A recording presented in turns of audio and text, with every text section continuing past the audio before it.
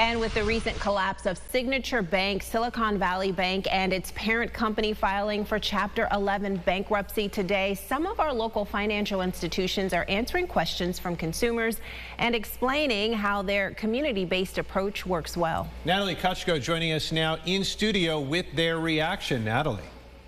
It has been 1 week since Silicon Valley, a tech-focused bank, failed in a sudden collapse. Today, we spoke with leaders from both ESL and Canandaigua National Bank and Trust to learn more on their policies and why they say they differ so much from what happened both out of California and New York.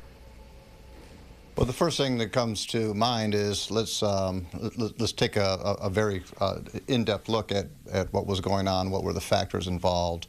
When the news came down that Silicon Valley Bank would shut down, a more than $200 billion institution, it raised questions for those in the banking industry. Frank Hamlin, CEO of Canandaigua National Bank and Trust, explains. They had dubbed themselves as, the bank for startups, okay? And so it was actually a pretty concentrated type of business or set of businesses that they were dealing with, especially within the tech sector. So things are starting to slow down, especially in that space.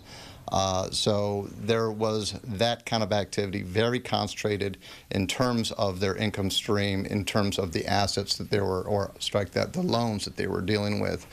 And the customer relationships they were having. Both Canandaigua National and ESL highlight the importance of having a diversified customer base, which they say brings about a stable banking model. And that sort of diversity in the way that our business is managed helps to mitigate risks that exist, so we are able to better handle events such as this that impact the markets and economy.